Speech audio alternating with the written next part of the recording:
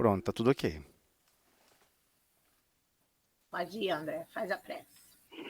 Mestre Jesus, queremos agradecer a oportunidade de estarmos aqui, Senhor, que possamos aproveitar ao máximo, Senhor, essa mensagem, as orientações que vamos receber hoje. Quero pedir por todos os irmãos presentes e todos os irmãos que fazem parte desse grupo que não puderam estar aqui, Senhor. Cada um deles possa receber, Senhor, o seu auxílio, o seu socorro em todos os momentos. Muito obrigado por essa oportunidade. Essa prece, Senhor, pedimos permissão para começar o estudo da noite. Pode fazer. Então vamos lá, né? Vamos tentar aprender um pouquinho mais desse livro Abrigo, da editora IDE, né? Eu não lembro o que significa a sigla, vocês me desculpem. É o capítulo 19. O versículo de Mateus, capítulo 28, versículo 20. Então vamos ao versículo. E eis que eu estou convosco todos os dias, até a consumação dos séculos. Jesus e paciência. Recordemos a paciência do Cristo para exercer no próprio caminho a compreensão e a serenidade. Retornando depois do túmulo aos companheiros assustadiços, não perde tempo com qualquer observação aflitiva ou desnecessária.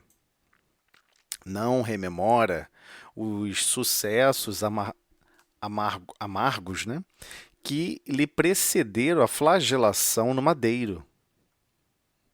Não se reporta à leviandade, ao descuido, à irreflexão do discípulo invigilante que o entregara à prisão, osculando-lhe a face.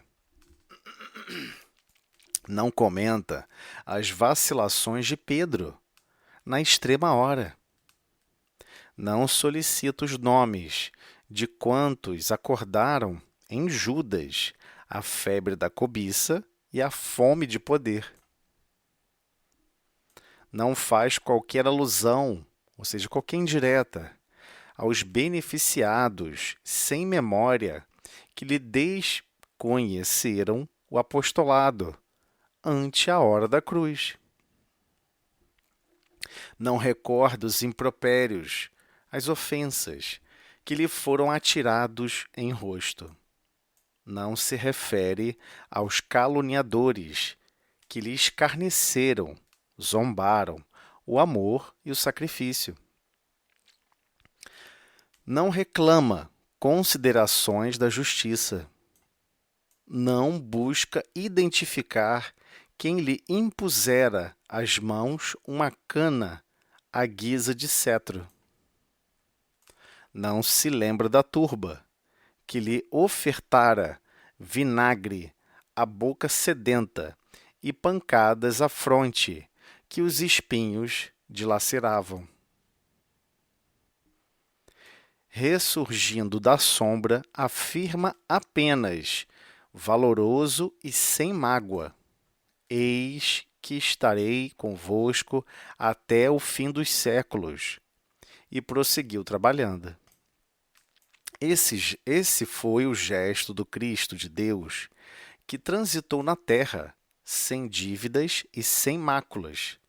Relembremos, assim, nosso próprio dever, à frente das pedradas que nos firam a rota, a fim de que a paciência nos ensine a esperar a passagem das horas, porquanto cada dia nos traz, a cada um, diferentes lições.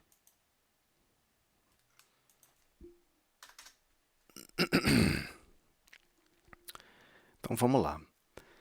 Essa página, Emmanuel tenta fazer o possível para a gente perceber o contraste, né?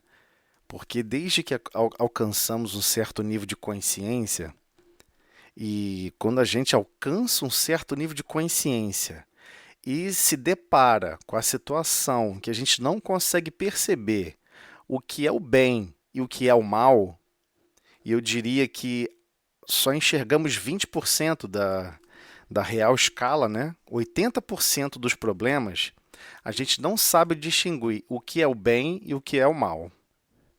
O que é um bem proceder e o que é um mal proceder. Por incrível que pareça, convivemos com uma certa dualidade na nossa consciência a respeito de inúmeras formas de sentir a vida e perceber a vida. Então, alguém pode argumentar numa certa briga que está brigando para promover a paz, que está brigando para corrigir um erro. Mas alguém fala assim, mas como é que você pode estar tentando corrigir um erro através da briga? Não era melhor através de uma maneira afável, meiga?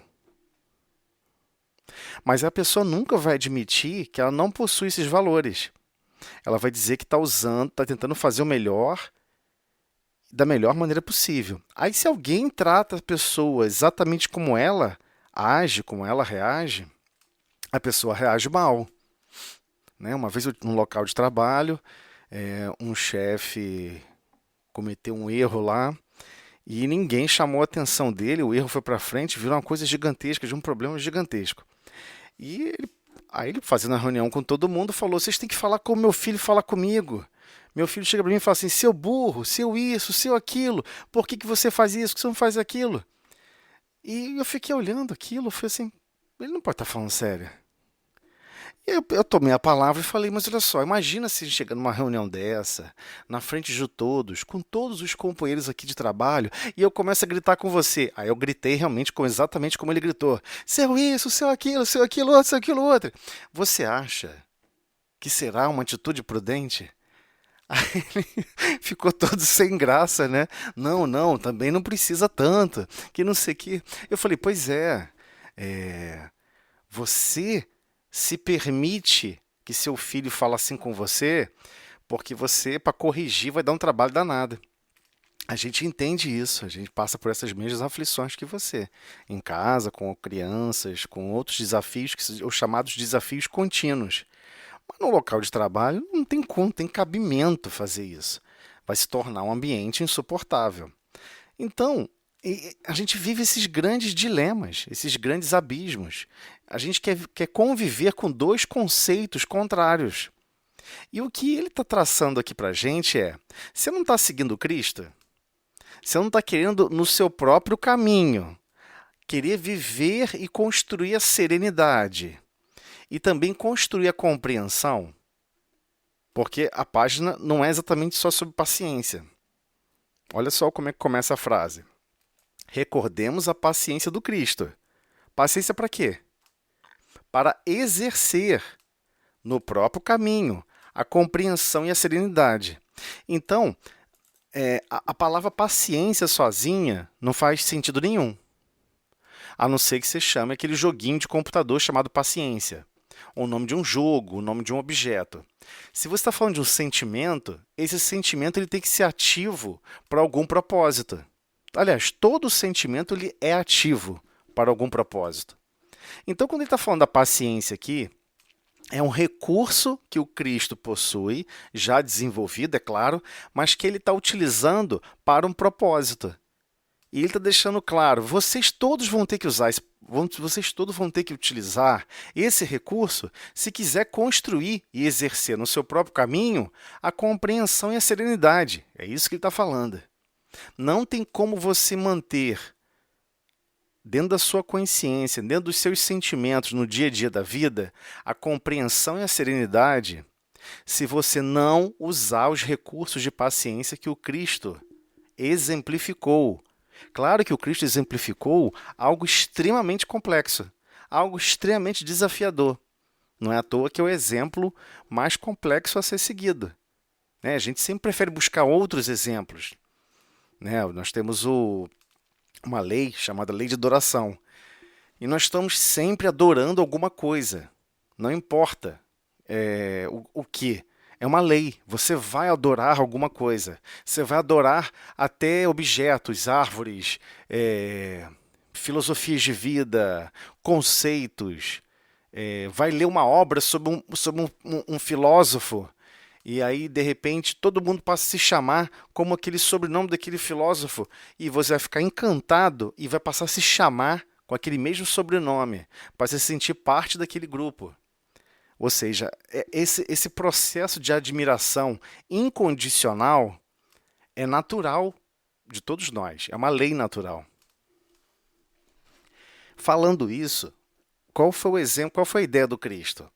Ele veio à Terra, animou um corpo físico com a identidade de Jesus de Nazaré e falou: eu vou viver a experiência e vocês vão observar como se faz. Porque a lei é a mesma. Teoricamente, você não precisa de lei nenhuma, só a primeira lei. Se você seguir a primeira lei, lá do Velho Testamento, amarás o teu Deus de todo o teu coração, de toda a tua alma, de todo o teu entendimento. E no finalzinho, aquela redundância, né? E até o próximo como a ti mesmo, isso já fazia parte da lei, né? Não precisaria demonstrar se todo mundo realmente vivesse aquela lógica. Mas o que é o amor? Até hoje, se você perguntar para alguém na rua, o que é o amor?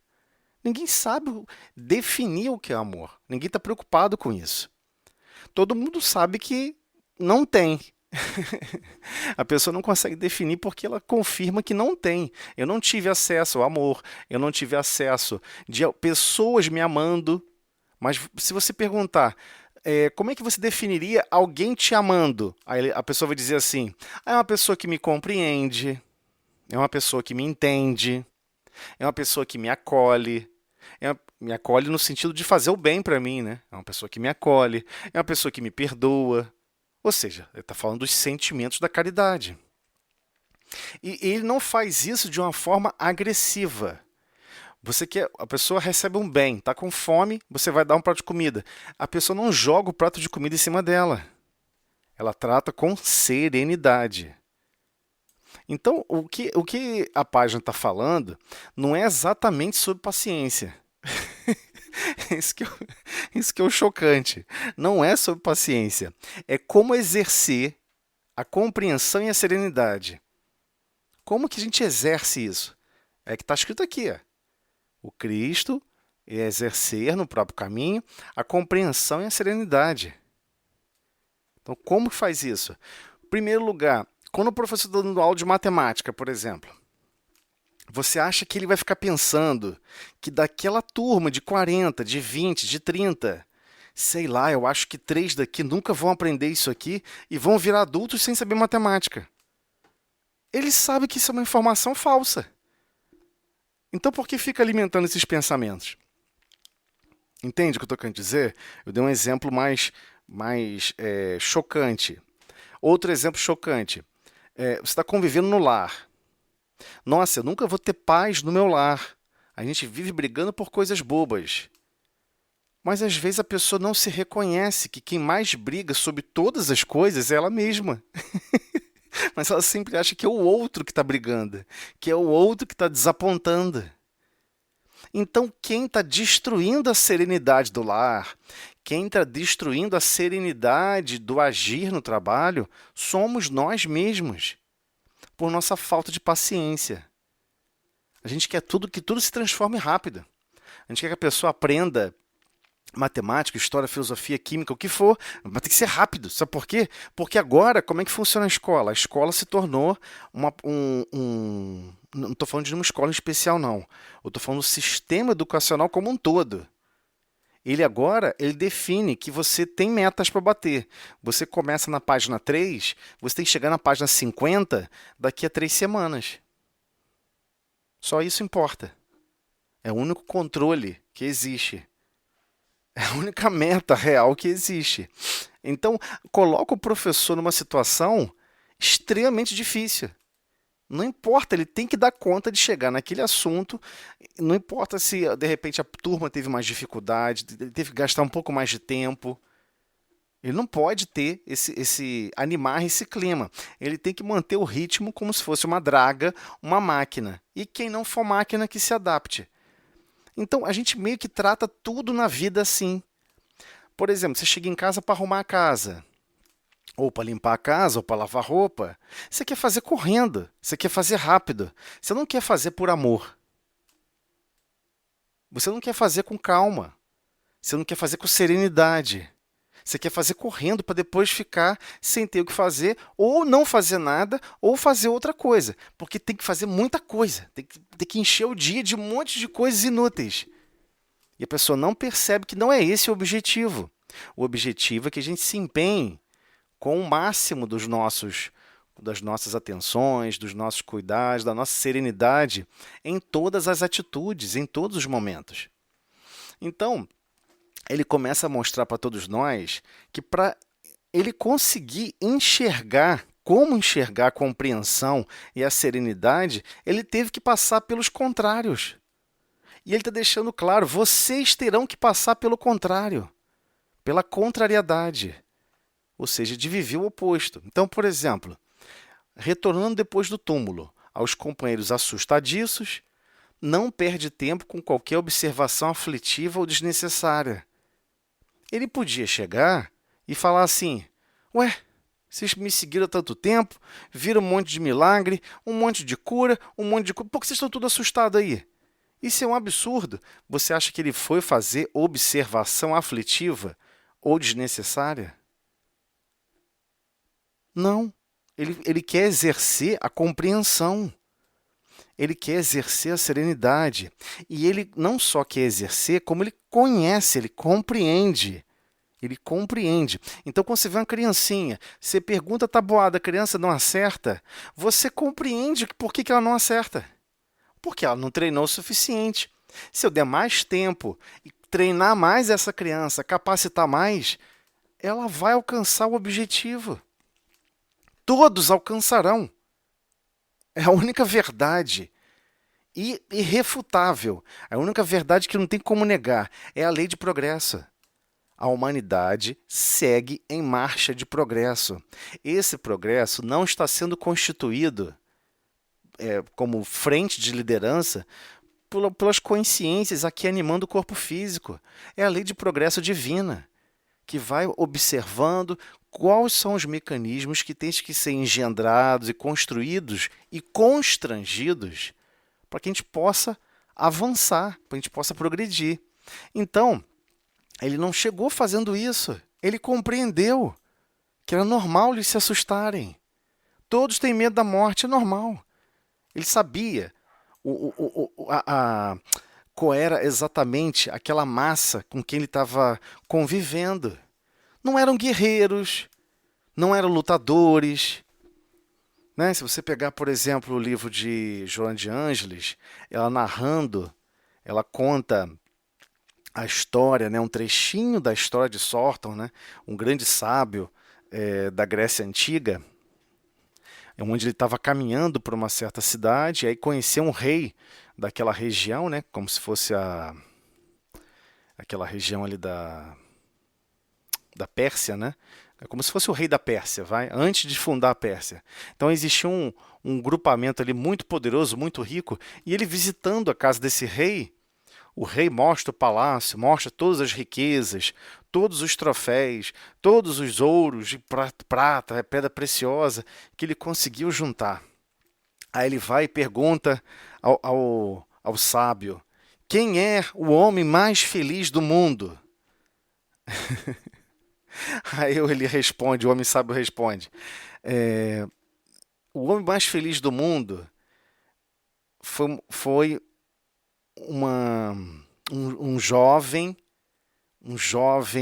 de idade bem... Um jovem mancebo, né? Um jovem mancebo é aquela pessoa que é um jovem de 18, 20 e poucos anos, que doou vários anos da sua própria vida cuidando da sua genitora, da sua mãe. E ao chegar uma situação difícil, cuidou dela até o leito de morte. E ao chegar uma situação logo difícil de invasão da cidade, ele doou a própria vida em defesa da cidade. Esse foi a pessoa mais feliz do mundo. O rei ficou chateado, né? Porque o rei queria falar, queria que ele aceitasse o conceito de felicidade do rei. Aí o rei, não se dando por satisfeito, faz a segunda pergunta. Mas então, Sauron, conta pra mim, quem é o segundo homem mais feliz do mundo? Aí ele fala assim, pô, vai falar agora de mim, né? Muito engraçado esse tipo de comportamento, né? É totalmente. A pessoa quer empurrar o conceito de vida dela própria para o outro. Aí o Sauron fala: não, não, algo. O segundo foram dois irmãos que, numa idade mais avançada, para defender o seu lar e seus filhos, doaram suas vidas em defesa em outra invasão que estava ocorrendo na cidade e defender a cidade e doar a própria vida em defesa da casa, não só da casa dele, mas de todas as casas ao seu derredor. E ele fica furioso, né? Fica furioso e começa a blasfemar com ele, brigar com ele, né? Aí ele pega e fala, esse sábio pega e comenta, olha, cuidado, todos esses patrimônios da vida, todas essas situações, todas essas coisinhas, um dia acaba, tudo isso muda, tudo se transforma. A vida está sempre se transformando. E o rei não levou, não estava nem aí, né? Claro que logo depois, essa mesma região foi invadida e foi tomada. Ele perdeu a guerra e quando ele estava para ser assassinado, todos estavam sendo assassinados, ele ia ser assassinado também. Eis que passa a cavalo o novo responsável da região e escuta ele falando: Sauron tinha razão. Tudo se transforma, tudo muda realmente. Como é que eu pude ficar tão enganado com isso tudo? E eis que ele escuta ele falar o nome desse sábio, que ele também respeitava muito. Por que você está falando isso? E aí ele pega e comenta: não, porque o Sauron aconteceu isso, isso, isso, contou a história toda. Eis que esse dominador, esse novo dominador que ganhou as batalhas, né, pega e fala: não, então eu vou ter piedade de você, porque quem sabe não sou eu que vou passar por isso também pela próxima vez. Pega a família dele toda, que perdeu a guerra, perdeu o posto, colocou ele como consultor militar e depois veio a falecer e quem assumiu foi o filho dele. Ou seja, ele realmente estava sensibilizado, né? Mas a gente só vai ouvir essas historietas e tal, às vezes por comunicação mediúnica, né? É muito difícil os registros históricos anotarem esses detalhes. E trata muito sobre isso, sobre esses conceitos fortes que nós temos dentro de nós mesmos e não percebemos. Cuidado, a compreensão e a serenidade é uma meta. É uma meta a se treinar. Por que tem que ter serenidade? Se você não tiver serenidade, você não consegue aurir recursos para suportar as situações contrárias. Porque tudo que nós estamos aprendendo e treinando aqui na Terra é por contraste. Você só vai admirar nossa, será que eu consigo ser ofendido por alguém e perdoar? Mas você só vai descobrir isso quando você for ofendida ou ofendido. Poxa, será que se acontecer isso na minha vida, eu vou ter forças de lutar e sair desse clima de prostracismo, de tristeza, de amargura? Você só vai descobrir quando você passar pelo problema. Às vezes você fica teorizando, vou escrever um livro sobre como vencer e passar por problemas. Não adianta. Você vai ter que passar por eles. E cada um vai ter uma resposta um pouquinho diferente do outro. Não muito, né? Senão estaremos numa situação muito diferenciada. Nós não somos tão diferenciados assim. Ainda estamos com os recursos desenvolvidos de amor e de sabedoria muito escassos, especialmente o de amor. Então, por não saber instrumentalizar o amor, que é a verdadeira caridade, como Jesus ensinou, né? Benevolência para com todos, indulgência, compreensão e tolerância para as imperfeições alheias, e o perdão das ofensas, sem esses recursos, você não ama. Não ama nem 10 segundos. Esse é o problema. Então, ele está falando da essência basal do amor. Se você não compreender que pessoas vão errar com você, pessoas vão pisar no seu calo, ou por distração, por leviandade, né? Leviandade não é nada perverso não, tá, gente?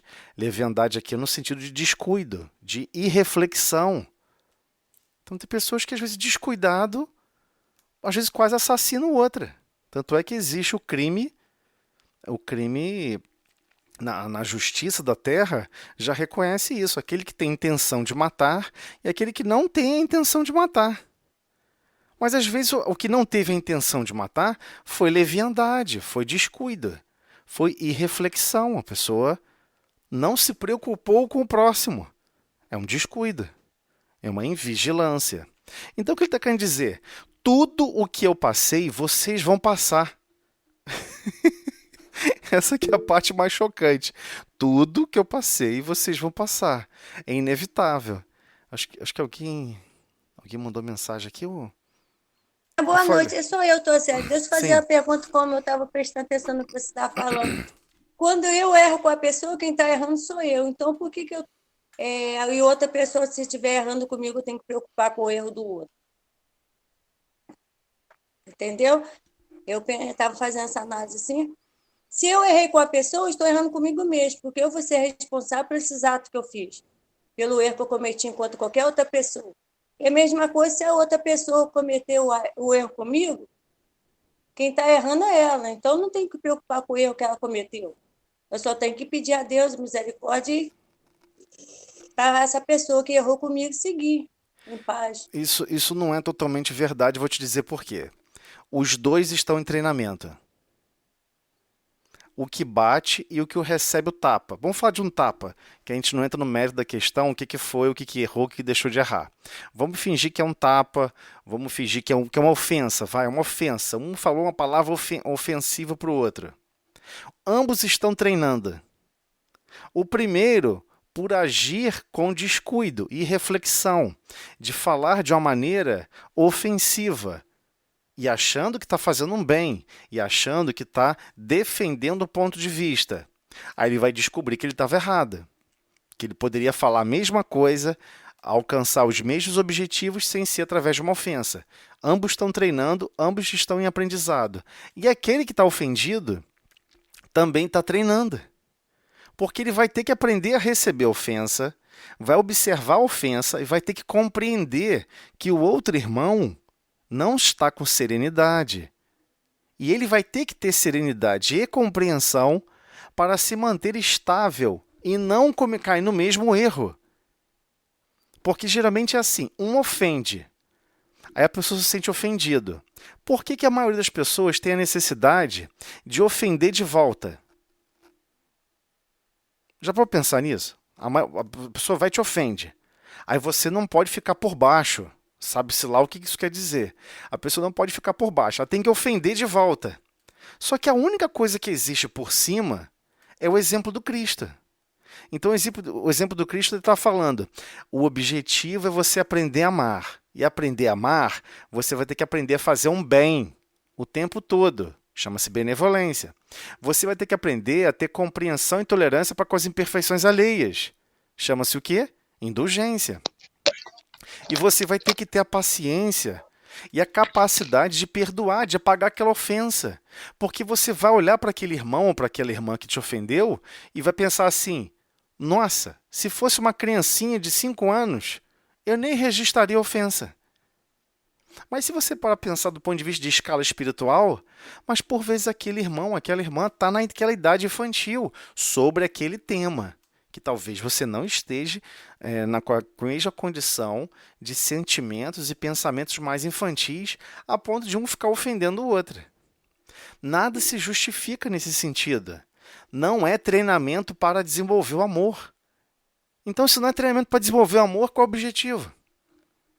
Então, a gente consegue viver 99% do dia com atitudes totalmente descuidadas e sem refletir como falar, como se dirigir. A gente tem que ter muito cuidado antes de falar. De preferência, não responda na hora. Pensa. De repente, você não pode nem responder no dia. Você não vai estar bem com você mesmo. Você não vai ter serenidade para responder. Você não vai estar sereno para responder, para conversar, para dialogar. Não é responder de brigar. Responder aquela forma que a pessoa veio ofendendo, às vezes perguntando, ofendendo, por vezes acusando. Isso é o dia a dia. Isso é assim em todos os lugares. Só muda o assunto, o lugar e o nome das pessoas. O comportamento é o mesmo. Mas o que isso representa? A ausência das ferramentas do amor. A ausência de amor, em primeiro lugar, é claro. Como está com a ausência de amor, a pessoa está treinando para aprender a amar. E como é que você aprende a amar? Através da caridade. O sentimento da caridade, tá? Não é beneficência, não. Não é pegar o que resta dentro de casa e dar para alguém, não. Isso é beneficência. Você quer beneficiar alguém de alguma coisa que você não usa ou que você até comprou novo e não vai usar e vai passar para outra pessoa. Isso é beneficência. Estou falando do sentimento. O sentimento da caridade, ele está sendo demandado pela criação de todos nós minuto a minuto, segundo a segundo, em tudo que nós fazemos, agimos e reagimos. É esse o grande problema. E a gente não percebe que são duas almas, que são irmãos ou irmãs, né?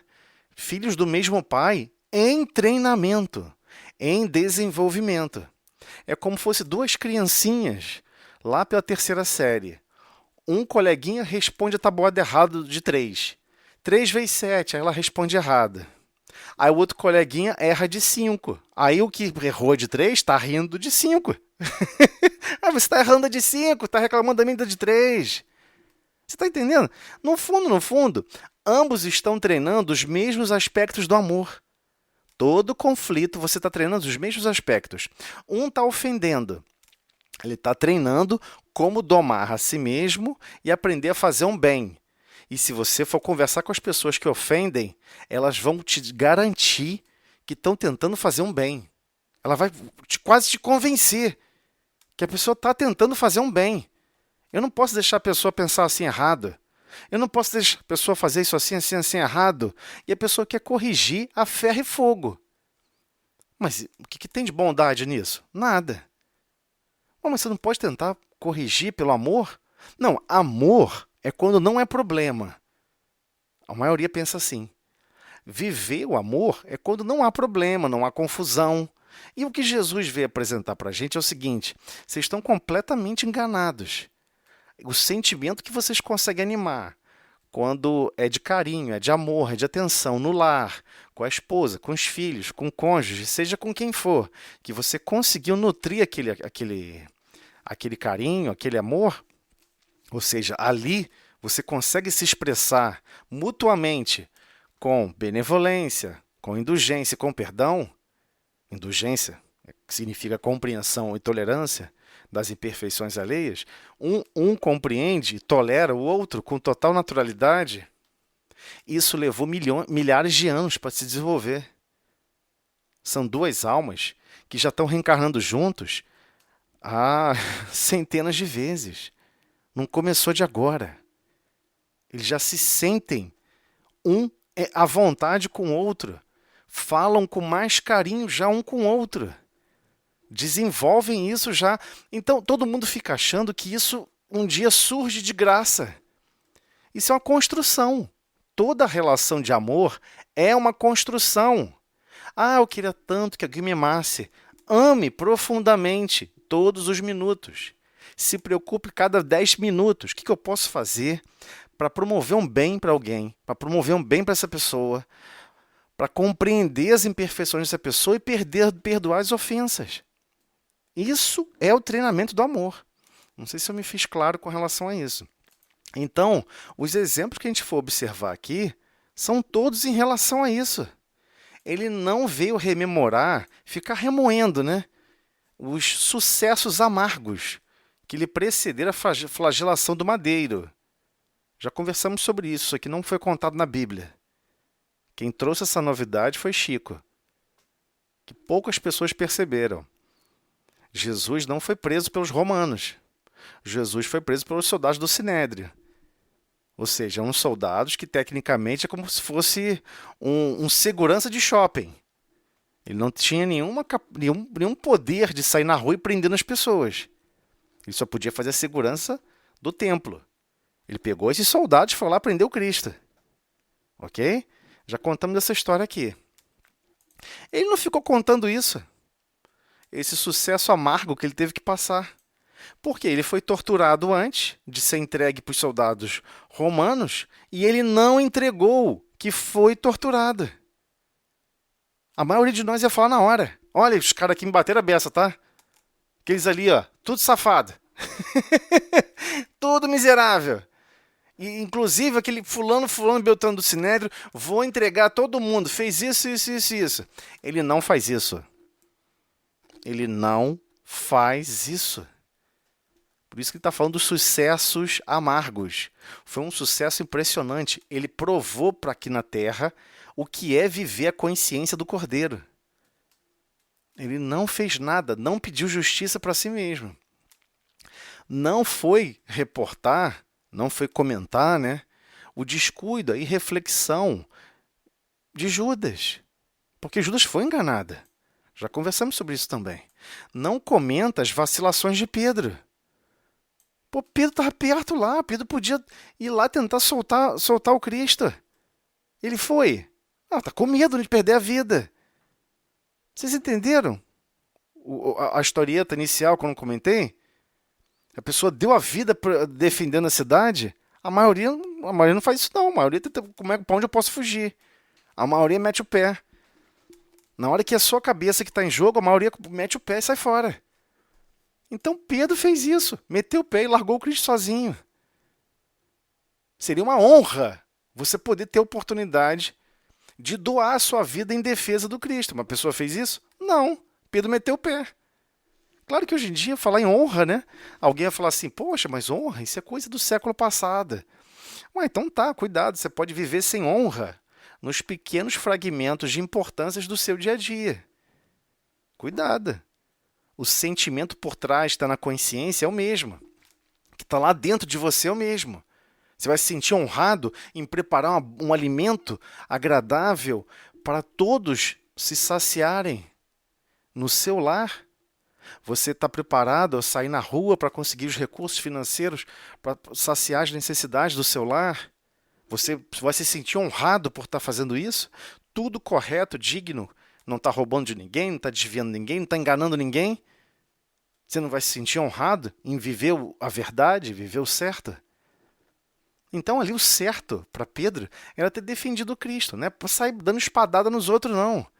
Ter defendido de falar assim, se vocês vão prender o meu mestre, tem que me prender também. E não deixar ele passar sozinho pelo que ele passou. Era isso. É sobre isso que eu estou falando. Então, foi para sair pegando espada e sair se atracando com o exército, porque é inútil. É lógico que o exército vai pisar em você igual uma mosca, né? Então, não solicita os nomes de quantos acordaram em Judas, isso ninguém lembra, né? A febre da cobiça e a fome de poder. Ah, mas Judas era volúvel.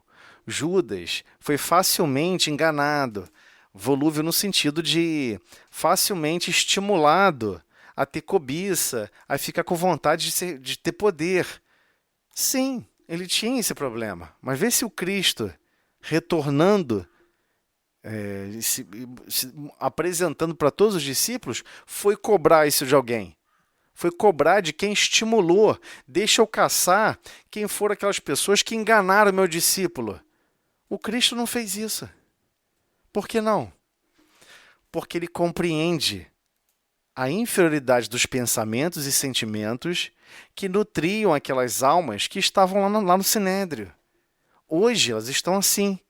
Daqui a 3.000, 4.000 anos vão estar diferentes. Vão sentir a vida de forma diferente. Daqui a 10, 15, 30 mil anos, vai virar todo mundo espírito que bem-aventurado, não vai precisar nem mais reencarnar na Terra. Virou quase praticamente espírito de luz. E vão um rir do outro. Pô, lembra que eu fiz isso com você? Caraca, que doideira, que absurdo. Eu era muito doido. É isso. A gente vai olhar para a própria história e falar assim, caraca, como é que eu pude ter feito isso? Você mesmo não vai se reconhecer. E você acha que Deus está preocupado com isso? Não! Porque faz parte do treinamento, faz parte do crescimento. É isso que eu estou falando. Tudo aqui na Terra, você vê aquelas pessoas se desafiando em ginástica olímpica. Ginástica olímpica eu acho uma coisa assim absurdamente desafiadora. Uma vez eu assisti uma reportagem sobre isso e eu estava vendo o técnico, né, comentando. Era um técnico, não era russo, não. Eu acho que era ucraniano. Acho que era da Ucrânia. Eu não me recordo o nome dele. Estava treinando a equipe brasileira. E ele estava muito tranquilo sobre as provas, sobre tudo o que ia acontecer. E todos os repórteres ficaram perguntando, mas como é que você pode estar tão tranquilo, tão confiante? Aí ele pegou e falou, elas suportam o treino. Se elas suportam o treino, a apresentação não é nada. É verdade, né? E é a mais pura verdade. Você vai ver os treinos dessas pessoas, são 5, 6 horas por dia. Alongamentos que, pô, se eu tentar virar minha perna naqueles ângulos, quebra tudo, não fica no lugar. Então, o que eu estou querendo dizer com isso? Estamos treinando intensamente. Intensamente, não só em termos de intensidade, mas em termos de durabilidade. Ou seja, de extensão de tempo também. Durante muito tempo, conflitos. Né? A pessoa fica chateada com alguém de dentro de casa, fica chateada por 3 dias. Tem gente que fica chateado 1 semana. Caraca, a pessoa não quer de forma nenhuma, um não quer ceder para o outro. A pessoa quer prolongar o conflito para um ficar alfinetando o outro. É um treinamento. Elas vão perceber que nível de desgaste emocional vai ser gerado. Ambos vão perceber o nível de tristeza, de amargura que ambos vão se jogar, vão se arremessar. E sabe o que é o mais estranho? A gente não percebe isso da mensagem. A mensagem não está falando sobre a paciência do Cristo. Ele está falando, olha como ele exerceu a paciência para os objetivos da compreensão e da serenidade. Ele não estava treinando a paciência dele, não. Ele não precisa treinar a paciência dele. Ele não tem o que mais desenvolver em termos de paciência. Mas ele quis mostrar como se exerce, ou seja, como ele se exerce no próprio caminho, aqui, onde você estiver, com quem você estiver, a compreensão e a serenidade. Como que você faz isso?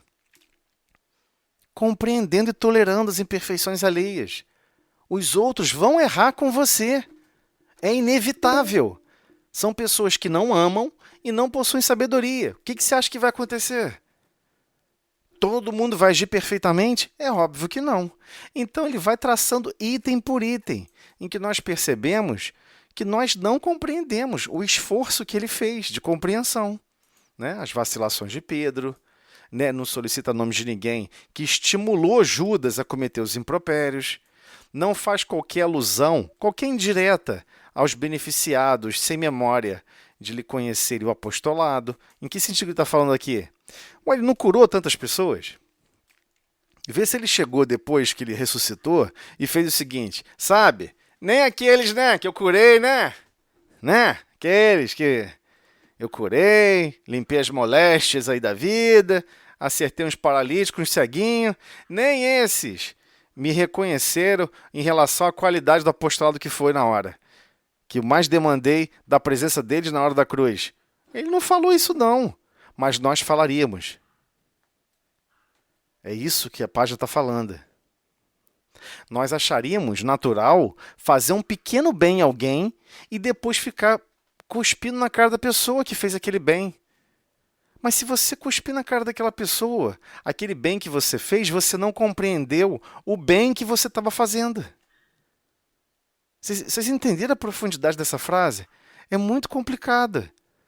Você vai lá e faz um bem a alguém. Né? Alguém pediu sua ajuda. Isso acontece muito em casa, às vezes com criança, qualquer coisa. Você percebe, é como se você estivesse olhando de fora da vida. Você olha e fica assim, você chega a tomar um susto. Caramba, eu fiz um bem a fulano, ou a Beltrano. Aí você fica esperando que a pessoa reconheça aquele bem. Por quê? o seu treinamento é produzir cada vez um bem maior. O bem que você produziu ontem, ou hoje, ele já se tornou menor. Porque você tinha que estar produzindo um bem maior no dia seguinte. Você tinha que estar com um sentimento mais nobre, mais justo, mais belo, ainda melhor na próxima semana. E não ficar prisioneiro a querer cobrar aquilo que você fez de bem. Então, ele pega e fala, Jesus não fez isso, porque se ele fizesse alusão, mandasse uma indireta, falando daquelas pessoas que ele beneficiou, e foi um benefício, é óbvio que foi, né? A pessoa está cega e de repente começa a enxergar, é lógico que foi um benefício, né? Então, ele não fez isso. Ele não ficou mandando indireta para as pessoas. Pô, cadê aquelas pessoas, hein, que eu ajudei, que eu curei? Hein? Me abandonaram, tá vendo? Ele não fez isso. Ele quis deixar o seguinte, cuidado, vocês vão fazer isso. É isso que ele quis dizer. Quando ele não fez isso, é essa que a página está tentando explicar. Vocês vão fazer isso porque vocês não compreenderam a benevolência ainda. Vocês não entenderam que o instituto de produzir um bem é algo que germinou, cresceu no seu coração. E deve ser apreciado pela própria existência desse bem germinar no seu coração. Não porque tem que obrigatoriamente receber alguma coisa em troca. E ele continua, né? Não recorda os impropérios, as ofensas, não se refere aos caluniadores, né? Em relação ao amor e sacrifício, não reclama reconsiderações da justiça. Ele não se defendeu em momento algum. Muitas pessoas iam falar assim, que covardia! Por que ele não chegou lá para o responsável do Império Romano e criou uma série de explicações e detalhes jurídicos, explicações complexas, queria confundir o objetivo central e ele ia conseguir se livrar daquela condenação. Ele não fez isso. Ele podia? Podia muito mais do que isso, mas não fez. Por quê? Por quê, gente? A gente tem que entender isso. Porque a justiça da terra, ela foi desenvolvida para chicotear aquele que você classifica como inimigo.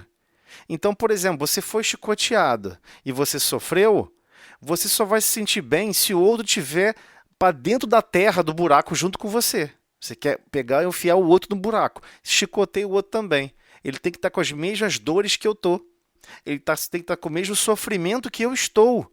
Aí você pensa, poxa, que ideia meio que contraditória, né? Você não quer ficar no buraco, você não quer sofrer, mas você acha que impor isso ao próximo, impor sofrimento ao próximo, vai fazer com que a situação se modifique? Não vai se modificar. Só vão ter duas pessoas no mesmo buraco, com o pé na lama e com a lama até o joelho. Então ele não reclama a justiça, porque ele está deixando claro a identidade da vingança, o sentimento da vingança repercute nessa frase. Todo mundo que reclama justiça, que se sente injustiçado na terra, que quer se vingar e se sente injustiçado, não entendeu os propósitos da compreensão e da serenidade. Você vai ter que compreender que vão ter horas que terceiros vão ser injustos com você. E você não está nem aí, porque você sabe que quem é dono de tudo, quem é o dono da lojinha, é Deus. Poxa, mas a pessoa foi condenada, ficou presa, não era para ficar preso, que não sei. Mas Deus não está vendo? Você viu Deus pular na frente e falar, opa, esse não pode, opa, isso não pode. Você não quer nem saber se você está certo ou errado. Ué, se a pessoa não possui equilíbrio para julgar corretamente, para não manipular as coisas e maltratar os outros, que culpa eu vou ter? Que culpa eu vou ficar animando no meu mundo íntimo, destruindo a minha serenidade e destruindo a minha compreensão para a condição que o outro está? Eu não posso fazer isso porque eu estaria abandonando os conceitos do amor. Vocês entenderam? A página toda é sobre os conceitos da caridade. Toda, do começo ao fim. Só para finalizar aqui por causa do horário. Eis que estarei convosco até o fim dos séculos. Ele ainda manda essa. Cristo é impressionante mesmo, né? Eu estarei convosco até o fim dos séculos. Então, o que ele está falando? Quando vocês não precisarem mais ficarem presos nessa relação espaço-tempo, porque nós estamos presos, né? Relação espaço-tempo. Quando vocês se libertarem disso, vocês nem sequer vão precisar mais desse apoio contínuo da minha pessoa. Outros irão apoiar vocês em outras demandas, em outros avanços. Mas eu vou levar vocês até aos pés do Pai. É isso que ele está falando nessa frase. Eu vou encaminhar vocês o máximo que está dentro das minhas capacidades. E ele tem essa autorização de Deus, né, para isso. Então, esse foi o gesto do Cristo de Deus que transitou na terra, sem dívidas e sem máculas. Relembremos, assim, nosso próprio dever. Nosso próprio dever. Deixa eu marcar aqui. Ó. À frente das pedradas que nos firam a rota. Por quê? Porque nós vamos receber pedrada. É óbvio. É igual a pessoa dizer que vai subir na bicicleta e vai aprender e não vai cair nenhuma vez. Só se ficar andando de rodinha pro resto da vida. Não, eu vou subir no cavalo e nunca vou ficar com medo de cair. Claro que você vai ficar com medo de cair, porque um dia você vai cair do cavalo. É totalmente natural. A fim de que a paciência nos ensine a esperar a passagem das horas. Porque você vai ter que passar por aquela situação. Quando você está no meio da situação que você fala, eu quero que essa situação acabe. Eu não aguento mais isso. Mas a situação você sabe que vai acabar. Ela nunca é eterna. Nada é eterno. Ela vai se transformar. E vai se transformar para melhor, é claro, né? Porquanto cada dia nos traz a cada dia diferentes lições. Então você só vai aprender a lição se você realmente passar pelo problema, passar pela dificuldade. E é isso que o Cristo quis avisar. Todos vão passar por dificuldade, é inevitável. Então vamos para outra sala, né, Tosé? Vamos superar essa dificuldade. É estranha a beça, né? Mas é difícil. Emmanuel faz umas construções ali de pensamento. Se a gente não ler, reler, não prestar atenção, fica muito difícil de capturar o que ele está falando, entendeu? E assim, ele estava falando para a gente guardar essa paciência do Cristo para quando vier os problemas, né? A gente conseguir vencer e acreditar que vamos passar, né? Exatamente. E é passando pelos problemas, por incrível que pareça, é que a gente vai se transformando. Não, é inevitável. Não existe transformação sem passar por problemas. Impossível. Nossa, você lida... Às vezes alguém fala assim, poxa, você lida tão bem com esse problema, mas a pessoa não sabe que às vezes tem uma alma ali que tem, sei lá, 100 mil anos na sua frente, 30 mil anos na sua frente, e que já passou pelo mesmo problema umas 300 mil vezes a mais que você, né? Então, são espíritos, às vezes, mais experientes, né? Então, essa experiência conta, porque a pessoa não vai ter aquela percepção de, né, aguardar algo super diferente, aguardar que as coisas se transformem de uma hora para outra. Nossa, eu queria tanto que fulano fosse assim, fosse assado. É um sentimento justo, nobre e belo. Mas você não tem como impor isso para o outro, né? Nem para si mesmo. Ah, eu queria tanto ser uma pessoa mais bondosa. Você não vai conseguir dar um salto de bondade de 30 metros de altura. Você vai dar um salto de 3 centímetros. E tá bom, né? Para quem não estava conseguindo saltar 1 centímetro, tá conseguindo saltar 3.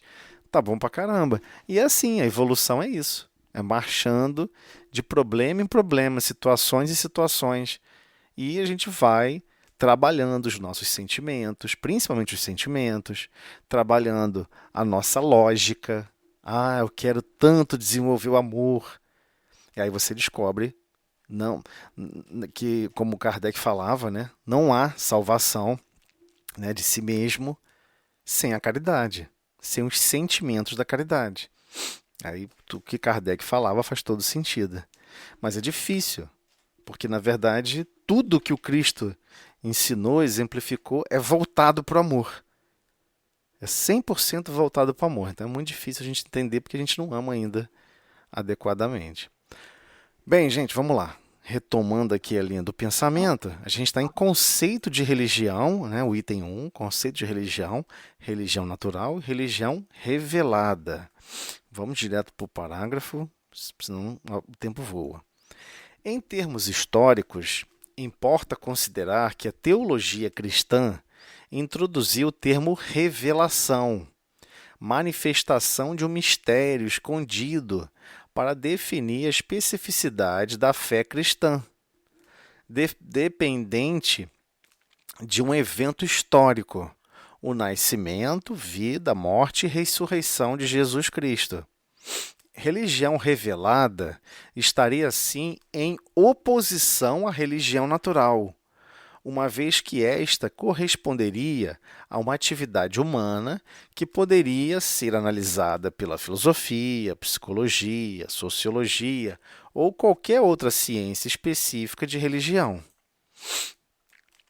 No sentido especial da fé religiosa, a revelação se diz mais particularmente das coisas espirituais que o homem não pode descobrir por meio da inteligência, nem com auxílio dos sentidos, e cujo conhecimento lhe dão Deus ou seus mensageiros, quer por meio da palavra direta, quer pela inspiração.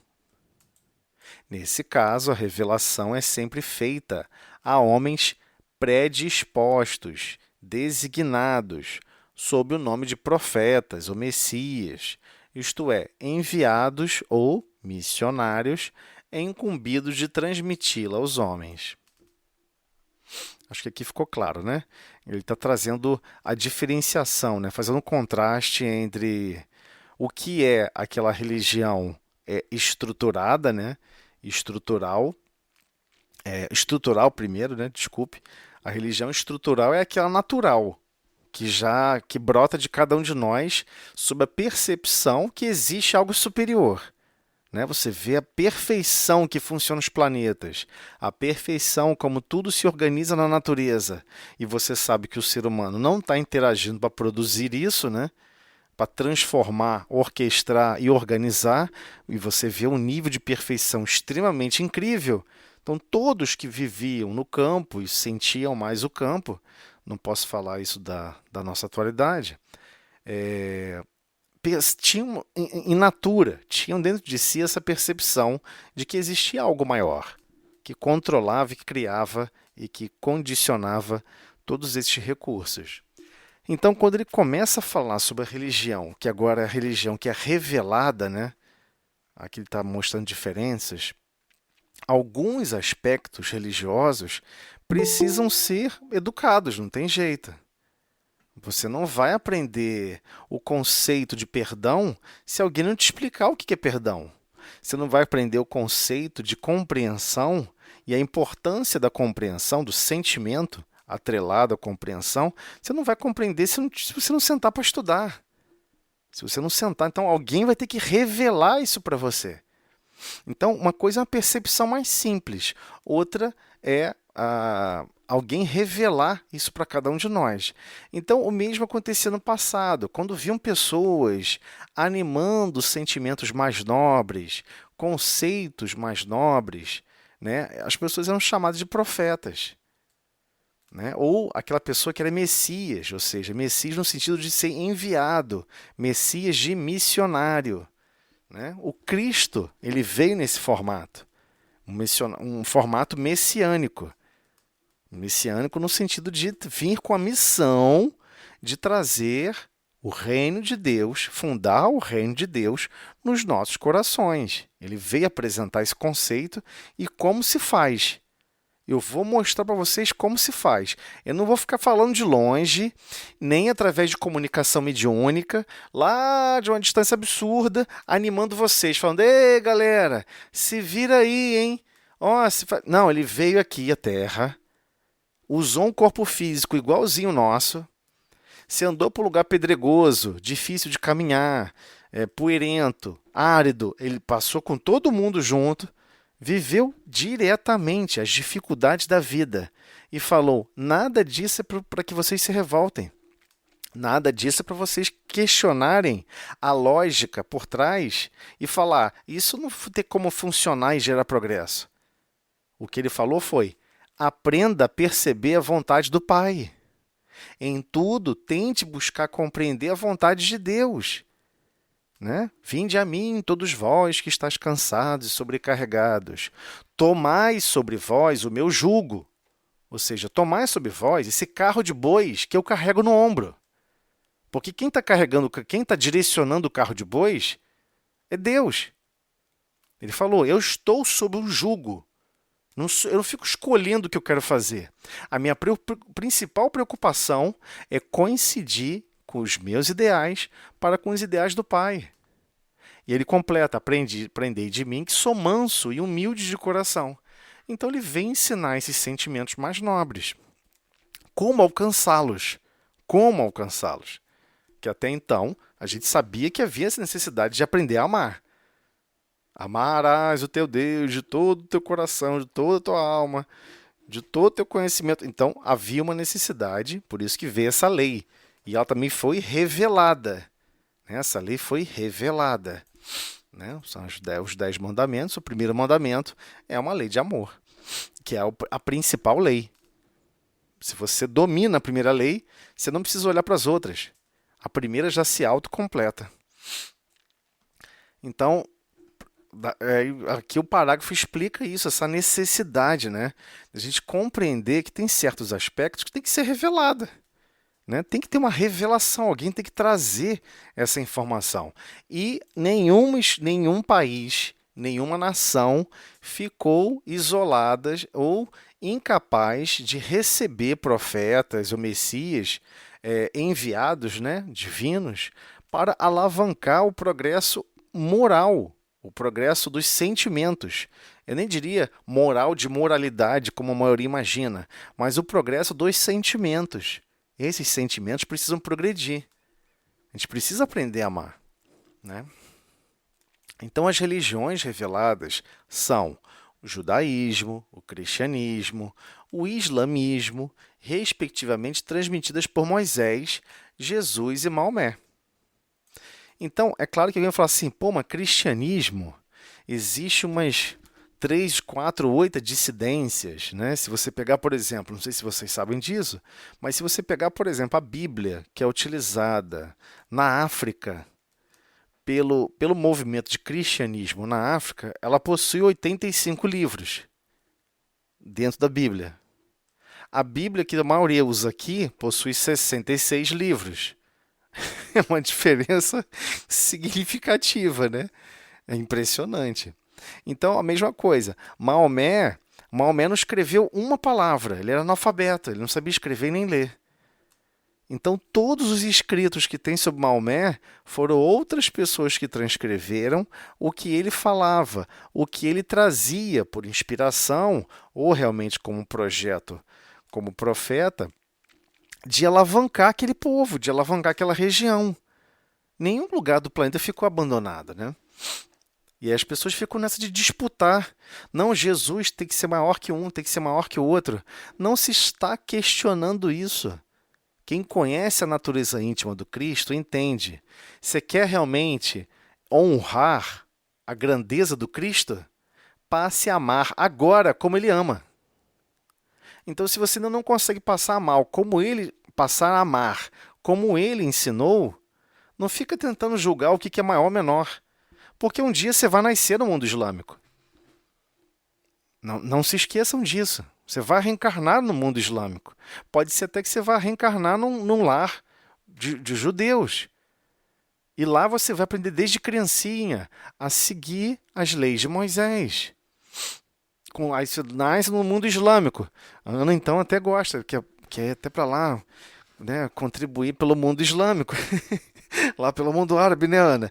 E o que acontece? A gente não pode... Não vou! O que acontece? A gente vai chegar lá, a gente vai ficar brigando com todo mundo, dizendo que Maomé é o maior. E você, às vezes, tem um histórico de contato com o cristianismo muito maior. Mas há uma fundamentação para você viver com aquele grupo. Há uma fundamentação para você animar a sua consciência e contribuir com um favinho de mel que sai do seu coração para os outros corações que vão te cercar. Não tem nada a ver com Cristo, com Moisés. Todos eles são guiados pelo Cristo. Todos, sem exceção, são guiados pelo Cristo. Mas Jesus nunca falaria isso. Né? Tem até uma passagem que eu acho muito bela, né? Que é, não sei se vocês sabem, né? Mas Dom Pedro II, que nasceu aqui no Brasil, foi fundamental para o progresso do país. Ninguém conta a história dele, né? Mas quem quiser conhecer, tem um livro muito belo também chamado As Viagens de Dom Pedro II. Sugiro a maioria ler. É lindo demais a obra. Eu sou suspeito porque eu sou um grande fã dele, né? Por N motivos. E mais um motivo para adicionar, porque eu sou um grande fã da predisposição dele de servir, né? Ele, na verdade, Dom Pedro II, foi aquele soldado lá no momento da crucificação do Cristo, que pegou aquela lança, a lança do destino, né, como ficou famosa, e perfurou a barriga de Jesus, do corpinho chamado Jesus de Nazaré, e que levou ao óbito, né? Jesus não desencarna pelo processo de crucificação, né, que é a asfixia. Ele desencarna por hemorragia de grande porte, né, devido à perfuração da caixa torácica com essa lança, que acertou o coração, é claro. Então, esse espírito que fez esse ato é um soldado. Ele ficava fazendo isso dia e noite. Perfurar um corpo de alguém que ele ouviu falar que é Jesus de Nazaré e já perfurou várias outras pessoas que tinham sido condenadas e lembrando, né, naquela época o soldado que se nega a fazer alguma coisa é ele que não só ele vai ser castigado, como com certeza a sentença é de morte. Não existia esse negócio de não cumprir. Então, quem é essa alma? É Dom Pedro II. E quando iniciou o processo de transformação da Europa, aquelas situações todas, está no livro Brasil, Coração do Mundo, Pátria do Evangelho, Jesus, né, no caso o anjo Gabriel, estava muito preocupado, choroso, entristecido, porque Jesus veio a ter uma reunião pessoalmente com ele e perguntou: Gabriel, como anda o movimento dos corações, né? Como estão os movimentos dos corações aqui pela Europa, por todos os lugares? Como é que está todo mundo? Me faz um relatório. E ele cai de choro, né? Cai ajoelhado na frente do Cristo chorando, que não sabia mais o que fazer, que ninguém mais seguia, que ninguém mais queria ouvir falar de Jesus de Nazaré, que é um absurdo, que isso. Começou a narrar um monte de impropérios. E aí, no livro Brasil, Coração do Mundo, Pátria do Evangelho. E aí Jesus pega e fala: eu tenho a solução. Vai ser simples de resolver isso. Eu quero que você vá buscar nas regiões de sofrimento, de tristeza, de angústia, todos os criminosos, todos os bandidos, todos os mais perversos da Europa, você bota todos eles para nascer no Brasil. Isso que eu tô falando não, tá lá no livro. E assim ele faz, mas ele faz bem preocupado. Mas tem certeza, mestre? Não vai dar errado isso não? Vai dar certo, confia, são corações valorosos, vai dar certo. Aí ele pega e faz isso, traz todo mundo. E aí o que acontece? No desenvolvimento do Brasil, havia essa necessidade de nascer alguma alma, né, cativada a amar o Brasil profundamente e auxiliar o desenvolvimento inicial do Brasil. Então, as primeiras plantações de café, quem desenvolveu a plantação de café foi Dom Pedro II. Nenhum livro de história conta isso. Você tem que ir atrás de outras fontes, né? E o Cristo foi pessoalmente encontrar com esse espírito disse que não se recordava mais, ou não queria se recordar mais de ter atuado como soldado, e ele foi lá pessoalmente pedir Ah, fulano, você podia me ajudar? Estou precisando tanto da sua ajuda. Você me ajudar lá no Brasil, né? Você podia lá auxiliar a construção desse país. Você pode me ajudar? Não tem nada lá ainda direito. Você me ajuda? Jesus indo pedir a pessoa que dilacerou o corpo físico dele. Você imagina o constrangimento dessa alma. É claro que ele aceitou, né? E você conhecendo a história, lendo a história profunda da biografia de Dom Pedro II, aí você depois entende o afinco, né? O empenho da, dessa questão de misturar as culturas aqui no Brasil, né? Dom Pedro falava 6 idiomas, escrevia e falava fluentemente o árabe, né? E foi ele que trouxe as principais culturas árabes aqui para o Brasil, foi oriundo da participação de Dom Pedro. Então você vê, A não há. primeira obra que você, Sim, a sim. primeira obra que você falou é mediúnica? Não, As não, é não. viagens. Não, as viagens de Dom Pedro II não é mediúnica, não. É uma obra de alguns historiadores, estudando os documentos antigos dele e inclusive estudando o diário dele. Só que o diário de Dom Pedro II tá lá em Petrópolis, naquele museu, e você não pode mais pedir para acessar, para consultar, entendeu? Lá, não sei se já disponibilizaram digital, né? Mas ficava lá antigamente numa redoma de vidro, o diário de Dom Pedro II. E esse livro é 100% baseado no diário de Dom Pedro II. Esse livro atesta que tem vários momentos que está entre aspas, são exatamente os comentários de Dom Pedro II. E você vê a preocupação dele intensa de desenvolver o Brasil. Aí você fica assim, caraca. Depois você não sabe. Ele que é o responsável de fazer propaganda do Grão-Bel. Muito interessante essa história também de Dom Pedro. Ele era um cara assim fantástico, fora de série, né? E nunca pediu para ser reconhecido em nada, para ser valorizado em nada. Tanto é que a história no Brasil não valoriza ele de jeito nenhum, né? Mas enfim, por que eu dei essa volta toda? Para falar o quê? Que o Cristo foi pessoalmente pedir ajuda dele. O Cristo não está disputando que a maioria aqui da Terra fique falando Jesus é o maior. Aí, porque você chega no mundo islâmico, eles vão falar Maomé que é o maior. Vocês entenderam? Aí você chega lá em Israel, né, um grupo de judeus. Eles vão dizer que Moisés é que é o maior. Jesus não está preocupado com isso. Ele sabe que tudo isso vai passar e que todos no futuro vão se amar profundamente, né? A gente precisa, né, interpretar assim, né, de uma maneira mais abrangente. E que, na verdade, cada conjunto desse aqui, ele é mais um conjunto de organizações culturais do que essencialmente religiosas, né? Hoje em dia se mistura muito. Por exemplo, judaísmo para mim não é uma religião. É muito mais que uma religião. É um conceito de filosofia de vida e, acima de tudo, um conceito sociocultural. A pessoa nasceu naquele lar de judeus, você vai aprender a cultura sociocultural. Não, mas quando eu for mais velho eu vou ignorar. Não vai, aquilo vai impactar na sua consciência, vai impactar lá nos seus sentimentos. Você vai observar no dia a dia daquelas pessoas sentimentos nobres, preocupações que aquilo você achava era pueril, que era bobagem, a pessoa faz com muito empenho, com muito carinho, com muito amor. E você não faria uma comida para um aniversário de alguém com tanto carinho, tanto amor. E por que eles fazem quando a criança está passando por aquela idade Hanukkah, né? Hanukkah, a pessoa está passando da idade de adolescente, né? De criança para adolescente, né? Que eles chamam que é a entrada para a vida. Faz tudo aquele festejo. É uma alegria profunda daquela família.